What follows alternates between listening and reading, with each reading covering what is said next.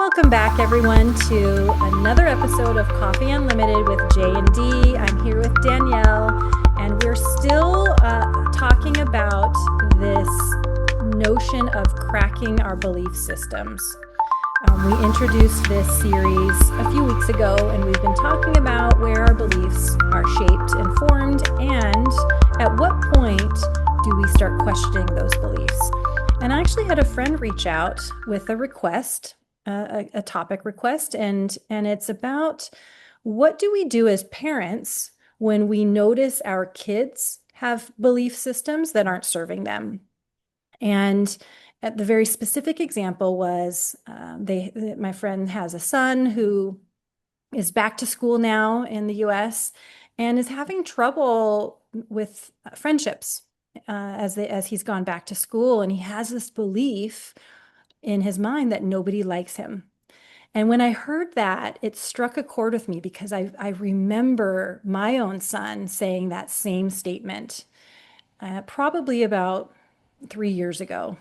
And so I really felt for this parent because I remember what that felt like. I remember how heartbreaking it was to hear my son say that about himself, that nobody likes him and he didn't want to go to school because nobody likes him.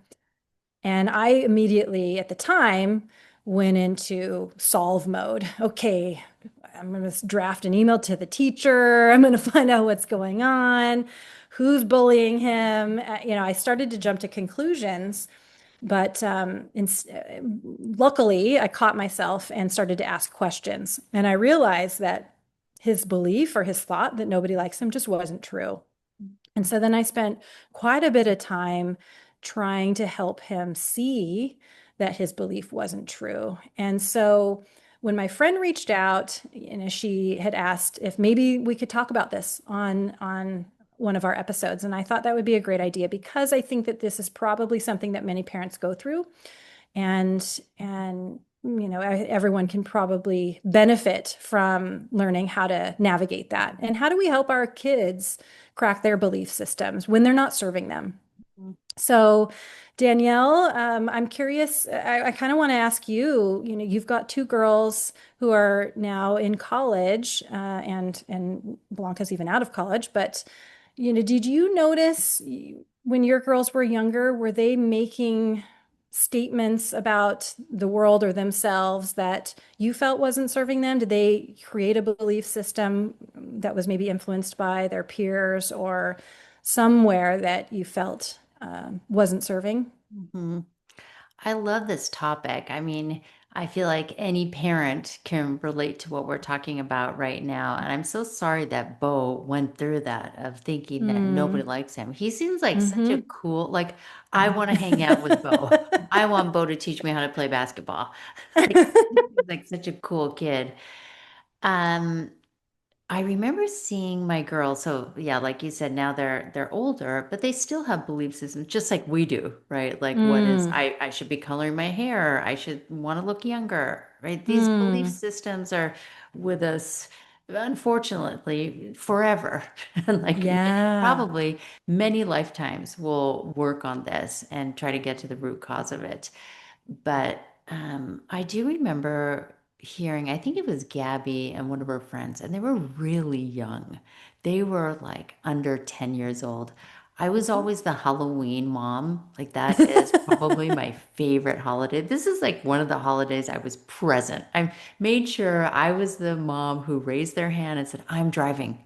This is the one time I want to drive all the kids around because I would get to hear their stories and it was just so fun to hear, Mm. what are they talking about?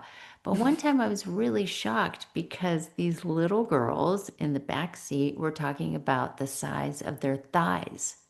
Mm. And they're so young. They're like 9. They were like 9 years Mm. old. I thought, what are they talking about? Why are they thinking that they're not, just perfect the way Hmm. they are?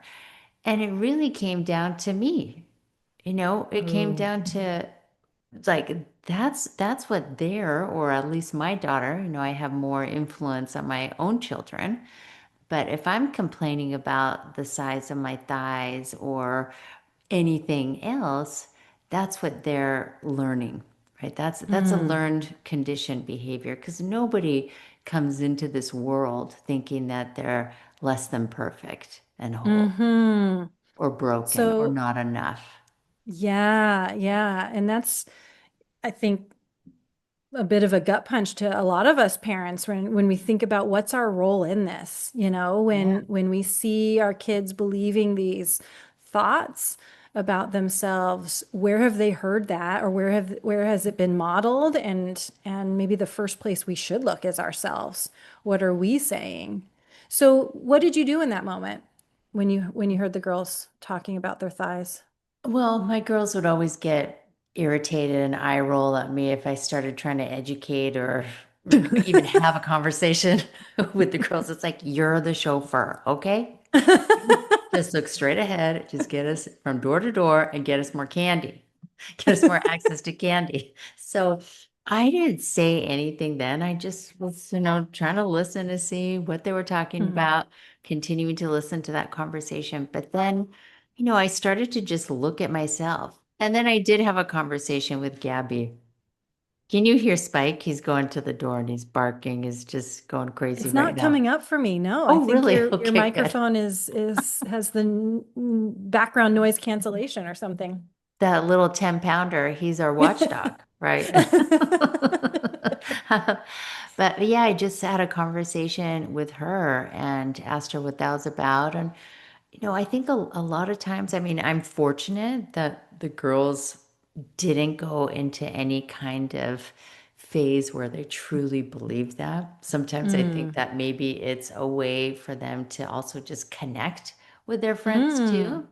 Yeah. So, it didn't go into anything further than just, some light talk about thigh comparison. But I really just continued looking at myself and the way in which I would speak to myself, especially in front of them. Mm-hmm. So for Yeah. you, really, it's about modeling a healthy belief system Mm-hmm. in your own home. Yeah, I really Yeah. like that. I do think that as parents, we are probably the most influential aspect on our kids' belief system. And when they're at school, there is actually there, I think school is also a big component of it, their peers Oh, specifically. yeah. So you bring up a really good point that sometimes I think kids do say things or behave a certain way because their friends behave that certain way, and it's a way of connecting with them. Or, I see this all the time where there's even just in the language they use, the language that kids use these days, they pick it up, from each other. They're really influenced by their Mhm. friends, but it's really more about just fitting in a lot of times. Yeah. Yeah, that's interesting. So when Bo had these thoughts around nobody likes him, what I found interesting once I calmed down and wasn't about to fight, a third grader, I That's a realized tough thing to do. there was not bullying happening. There was really just a misunderstanding and a reaction that created a story in his head, Mhm. which we all do as humans. And I was seeing it play out in full colors with Bo. So the whole situation was, at school during recess, he wanted to play soccer with some of the boys in his class, and when he went to ask to join them, they said, no, the teams are full because, they had already filled both teams. So the answer was no, because they couldn't have uneven teams. And Bo took that very personally and he took it as a rejection. And the story in his head was they didn't want him to play with Mm. them. Mhm. It wasn't as a, necessity because of the size of the teams. It was that they didn't want Bo. And in further looking at it, there's no reason or evidence to believe that. Yeah. That's just where his mind went. Yeah. Because those same boys who said, no, the teams are full, are the same boys inviting him over for play dates 2 days Mhm. later, and the same boys, talking to him in the hallway. Um, but it's interesting that that's where his mind went. And I had to, in the moment, had to kind of calm him down because he didn't want to go to school for the next like 3 days. He really didn't want to go to school because in his mind, he had made it so certain that nobody liked him. Like everyone had rejected him, not just these couple Yeah. boys that he had asked. But how And I, often do we do exactly what oh, Bo interpreted? I you mean, know what? we don't get invited to a meeting and we're like, Yeah. oh, the team doesn't need me anymore. My perspectives aren't valued, right? Yes. Yes. Our That's such a kids, good point. they're Yeah. such a, that I feel like our children are our greatest teachers. There Mm-hmm. they are, like doing exactly, what we need to be working on. Mm-hmm. And reacting the way they've seen us react Mm-hmm. in situations. Yeah. Because I thought about that recently where my husband and I were talking in the car and the kids were listening in the back. And I thought about what they're hearing and our tone Yeah. and the way we were reacting to something. And our kids are just mirror images of us. So you bring up a really good point. Bo's reaction was not dissimilar to how I react sometimes, but I have the benefit of a few decades of working on myself Yes. and my thoughts. He doesn't have that. So that's also the hard thing that we have to recognize or remember that kids haven't developed this deep self development practice that many of us have. And so on the one hand, I think probably the first thing we all should do is work on ourselves first, just like that approach you took. And then I think another thing that I've been trying to do with the kids is to help them learn some of the tools that I have learned. But I need to not expect them to be able to do it as well as maybe I am able to because I've been doing this for many years. Right. But one thing I did do for my son that helped him through it was because he was really upset, if I actually go back to one morning where he's crying in the car, the girls have gotten out of the car to go into school, but he will not get out of his seat and he's just crying, don't make me go. I don't want to go. Nobody likes me.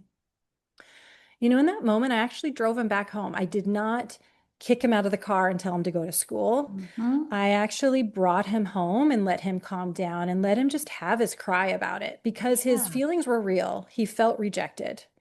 They were a bit misguided because Mhm. they were reacting to a belief that wasn't true, but in his mind it was true. And so his feelings were valid. And I do think it's important to let kids know that their feelings are valid.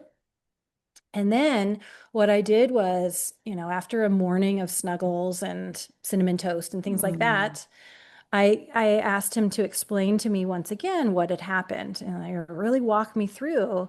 And then I was able to help him see that, well, if the teams were full, can you see why they said, no to joining? Mhm. Because wouldn't it be unfair if one team had more players than the other? And he said, well, yeah, that wouldn't be fair and that wouldn't work. And I said, so you could see how maybe if anybody had asked, they would have had the same answer. And so I helped him one just see a different way, see it in a different perspective. Last conversation we talked about perspectives. He was really only looking at it from one perspective, and I had to help him see another perspective or another way to look at it. And then I had to also remind him about all the examples of where they had included him, Hmm. later in the day, the next day, all the things where, because he was so fixated on this one situation. So I had to help him see, when you stick to one situation, you make it mean something so big Mhm. as nobody likes me, Yeah. then it's hard to even see all the examples of where people are showing you that they do care about you and they do like you and they do want you to play with them. Because there were a lot of instances when I started to ask him about other times in the day. And I had to help him see because that's where the belief starts to crack when you see examples of when the opposite was true. Yeah. Because that's where we have to help our kids see it. If they get so stuck in a belief, it gets crusted on there. It, Mhm. it almost blinds them to all the other things. So you have to help like clean, like, here's an analogy, like we make smoothies a lot of times in the day. And if I don't clean the blender right away, you know? Like, well, let's say if I do clean the blender right away, the stuff comes right off and it's ready for the next thing. If I leave it for half a day, that stuff gets so caked on that it's really, really hard to get it off, and it makes it really difficult. I think our thoughts and beliefs are kind of like that, where if we let something stay and we don't wipe it off quickly, Hmm. it gets caked on and it becomes more and more sticky. So I had to help him and remind him, for many days going forward to talk about the times where he was happy at school and where he was included at school, Yeah. because the belief was still there and I was slowly cleaning it off of his Mhm. brain, so that he could see something else, so he could see more clearly. So it took a while. It took a Yeah. lot of hand holding, literally and figuratively, to help him feel comfortable about going back to school. And now he's thriving and now he's doing great. Mhm. And also when kids say things to him, he can brush it off a bit easier, Yeah. because I think that he's starting to see that, when something happens, his first thought or reaction might not be true. So it's taken a Yeah. while, and that's not always easy for kids to grasp. And and maybe some won't right away, but um, I stuck with it for quite a while, and I have helped him be able to see where his thoughts take him and where his beliefs maybe aren't true. I feel like what you did for Bo, well, first, I love that you're such a empathetic parent and you weren't like, Bo, get out of the car, deal with this, go to school. I mean, I Yeah. love that. You're like, come home. Yeah. Let's have some cinnamon toast crunch and snuggles. I mean, Yeah. how great is that to be held in that way? Mm, But what you did, that whole thing of like making him see that, like getting underneath that thought. hmm. See, I know you and I have talked a lot about Byron Katie, but it was like you doing the work. Byron Yeah. Katie's the work on like digging into, is that thought true that nobody Yeah. likes you? Yeah. Is that really true? And then he's like, well, and then getting into bottom, like, well, actually the teams were full. So, Yeah. okay, yeah, it doesn't really make sense that one team has more players. And then you doing the turnaround of like, well, let's look at the opposite of where where you are included, where you get invited. And then he was able to see that. So I'm wondering for your friend who's reaching out about this, Hmm. maybe as a young child, the work might be like they might need some hand holding in Yeah. terms of doing the work, but I feel like that process of Byron Katie is so helpful with every Yep. thought and belief that we might have to uncover, Hmm. and then especially finding that turnaround, right? Yeah, The opposite. exactly. And it's constant, it takes constant effort. Just recently, just this weekend, um, I made the kids feel like I didn't listen to them. I wasn't including them in a decision. And I didn't. I really didn't include them in the So decision they were very, right. very intentionally. Yes. That thought was true. It was an accurate assessment. Um, and I had all the reasons why I didn't include them. And what I had to do was actually acknowledge the fact that I didn't, and Mhm. acknowledge how I made them feel, that I made them Mhm. feel that way, and instead of them saying, and it's little, it's nuance. So for instance, I could have said, I'm sorry you feel that way, but that kind of puts it on them as I being wrong know. for feeling that I way, hate those kind right? of apologies, right? It's like this is Yeah. a half-ass apology. Hmm. I'm So sorry it I was, did that. I made you feel that way. I'm sorry that this happened. But, and part of their reaction, when they got so upset, was because there's this belief that I never include them in decisions. So I had to help them see I do include you sometimes. Yeah, but not But all. yeah, yeah. And I was reacting to them, as well. So we were all spiraling, no one was perfect in this situation. And I had to, one, help them see that it's not always And you're right, I didn't. And I had to avoid the temptation to explain all the reasons why I didn't and why I was right for not including them. Because actually I probably should have. But in any case, it is what it is. And where we got to was, you know what? We can't change it at this point. Yeah. This is where we're at. And we all reacted in a certain Hmm. way.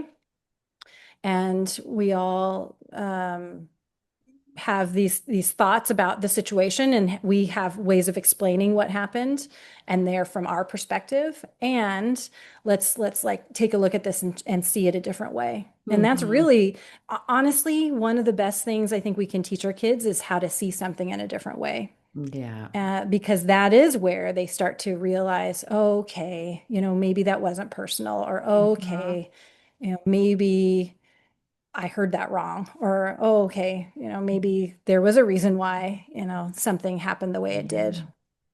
I mean, I feel like these kids right now, your kids and even our kids too, they were kind of just the first generation to go through, having devices and Mm-hmm. having iPhones, like preteens, right? Getting Yeah. access to all of this. And so I just think about kids who are growing up with this right now and how hard that must be to have the influence of their peers even after school, right? If they do have, Mm-hmm. if some of them do have access to social media, that they see what Mm-hmm. their peers are doing, their friends are doing, or they can see that they're not getting invited to something. Mm-hmm. And I just feel like it's a whole world that, I'm grateful that you and I didn't have to deal with, but I do have a lot of compassion for these kids who are having to navigate that when they're not really ready to be able to face things like social media and things like that. Mm-hmm. It is a whole different ball game for our kids Mm-hmm. versus how we grew up. So that's a really good reminder that I don't know what it's like for them to navigate all the information that's coming Mm-hmm. at them and is shaping their thoughts and their beliefs. It's completely different. And they're navigating it at their age. We have access to our phones and everything and social media as well, but it's at our age. They're accessing it at their age where their brains are still developing, and Yeah. they're trying to make sense of the world and their place in it. And Mm-hmm. so yeah, it's interesting. And I think as parents, it's important for us to can as much as possible have open conversations with our kids to Mm-hmm. understand what their beliefs are and to understand what their thoughts of the world and themselves are, Yeah. just so that you can try to help them see many ways in which to see something. Mm-hmm. Yeah, but Absolutely. it's tricky, and I know you and I don't have all the answers, but We have a the lot of questions. conversation, we do have even more questions now, which I think is good. And Great. yeah, hopefully our friends that are navigating this got something out of it. But Yeah. thanks, Danielle, for Thank another great you. episode. I just love chatting with you about these topics. I don't know where if the series is going to continue around beliefs. I'm sure there's a lot of other rocks to turn over on this topic, I'm but sure there are. Yeah. Well, thank you to those of you who are listening. Make sure you subscribe. We drop new episodes on Wednesdays, so we want to help you get through that hump.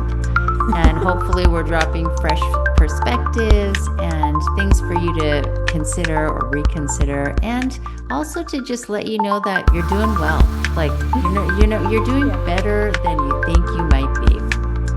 So we're here. We're Totally. here to support. And if you have any comments or questions, message us on Instagram at Coffee Unlimited with J and D.